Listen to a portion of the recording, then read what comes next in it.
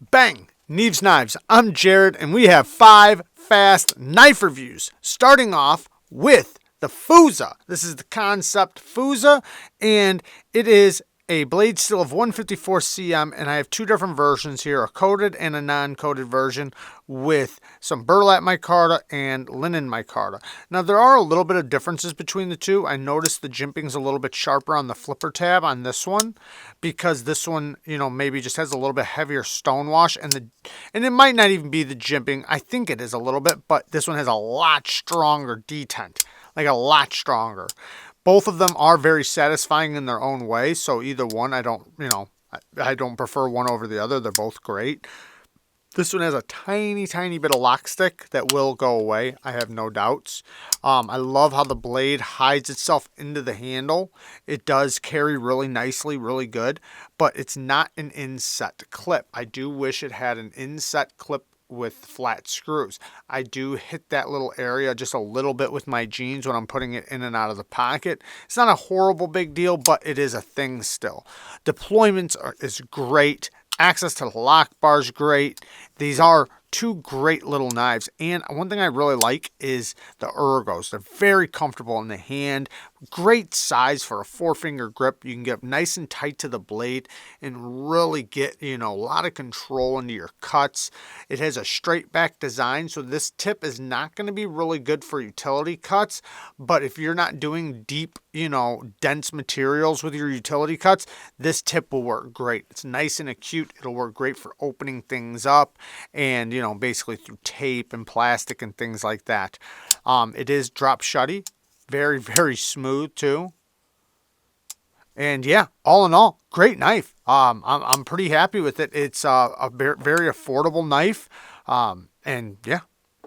Next is the KANSEPT SS1. The KANSEPT SS1 is another very compact, small knife, but it is only a front flipper. But man, they did it perfect. The jimping is so perfect on this. This is such an easy knife to deploy. I mean, super easy. And complete fall shut action. Very easy to manipulate for the reach around because the jimping is so grippy. It just grips you back. I love that. Now, my one big complaint about this is the clip is annoying in the hand. It's very tall. They used flat screws, but they didn't inset it. They should have inset it. But since it's so tall in the hand, you can't help but feel that right in your hand. However, this knife, I mostly use like this in this pinch grip. You can use this tip right here for utility cuts because it has a little bit of a drop to it, as you can see. Instead of being a straight back, it's a drop point tip, so you can easily use that tip or the secondary tip, which is also nice and acute.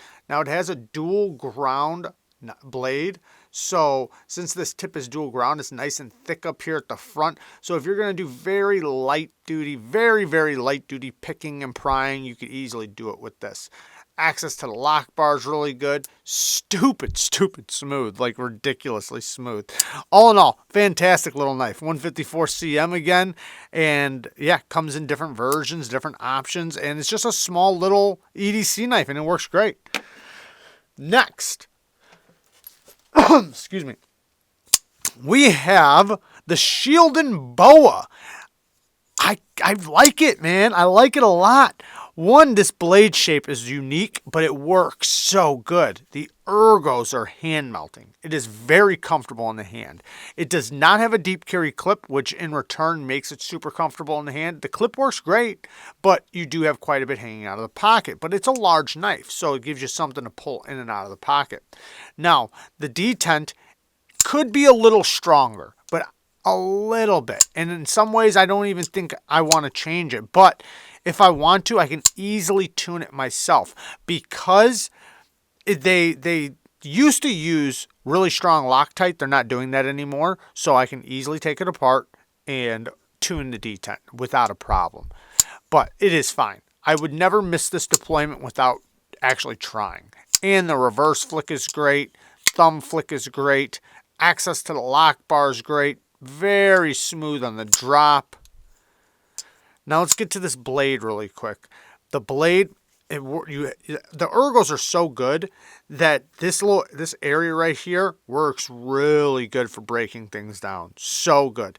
Then when you need to do a utility cut or something, this tanto area, or whatever you want to call this this area right here, you have so much leverage into this primary tip. It's crazy. You have so much control. Now, this tip you're not going to really use. It's not effective. It doesn't really work for anything, but it does allow you to use this section. So it does benefit you still because, of this flat section right here. Now, doing straps and like cutting straps, you can kind of take this little tip, put it behind the rope, and, use this edge to kind of start the cut, then get behind it with this edge, and it's very comfortable popping straps and things. A great work knife. I can highly recommend this one for like construction workers and things like that. It's going to be a great knife. And the Boa, you can really see where they get the name the Boa. Even like this, that is actually a different texture all around here, which is really cool. I've never seen that before, so I do find that unique. I do like the colors and stuff. And it will work equally as good left-handed, even though it does not have a reversible clip. The D2 steel, I do need to sharpen it now. I have not sharpened it yet, but it did cut really good. I can't speak to the heat treat or how it's going to sharpen up, but we'll see in the future. But awesome knife, man. I do like it. Next, we have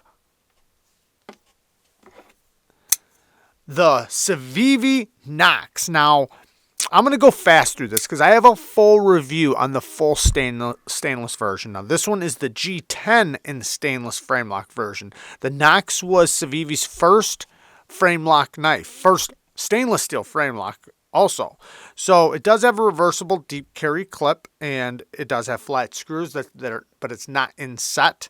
Now, on this side, it is inset. So if you are left-handed, you will have an inset clip. Now, the blade, geometry, shape, all of that is amazing. Nice deep hollow ground drop point blade in Nitro V steel. I love Nitro V, and it does really good with these nice deep hollow grinds.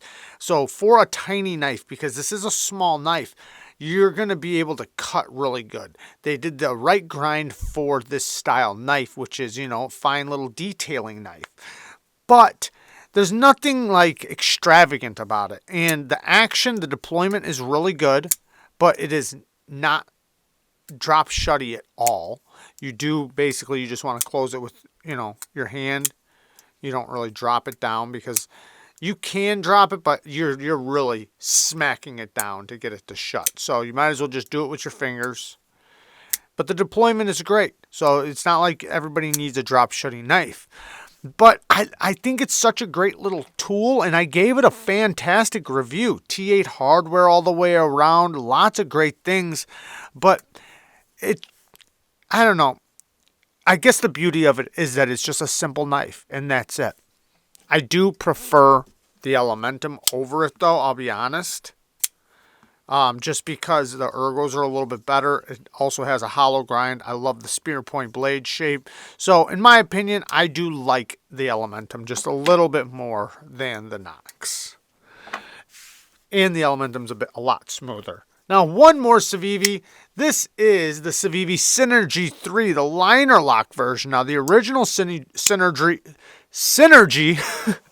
they had a large one and a small one, and they were integrals. Titanium frame lock integrals. Very expensive, with a deep hollow ground blade. Now, I'm kind of upset at this because they didn't carry the hollow grind over. This is Nitro V steel. It would have done great with a hollow grind, but they put a flat grind here, and I'm very upset about that. Because this is a trailing point blade with good geometry either way. It's still a good cutter. Everything works great. And I'm not usually a trailing point fan. However, this one works really good. And I say that because if you look at it, it kind of leans forward. So when it's in your hand, it's kind of leaning towards your cuts. Now, a lot of trailing points when you're cutting, they tend to slide out of the cuts because the tip goes up a little too high. Now, in this case, with this knife, you can actually lean it forward and you can keep your nut blade into the cuts. You see how that happens? Instead of it being like this where it'll slip out, this you can go forward and keep it into the cuts. Even if you're holding back here, you can stop it from being like that, and you can cant your hand forward and keep it right into the cuts. So it does cut really well. Now the tip on it for utility cuts, most trailing points don't work good for utility cuts. But because this one leans forward, it actually works. Now, it's not going to be as good as a Wharncliffe or a sheep's foot, but it works. It works good. So these blade shapes do really good for skinning, hunting things like that, right? And then also self-defense. So it's going to be a great self-defense knife, a great skinning knife, but then also it can still do really good as an EDC. So there's lots of great things about this knife. The action, really good. Detent is super solid.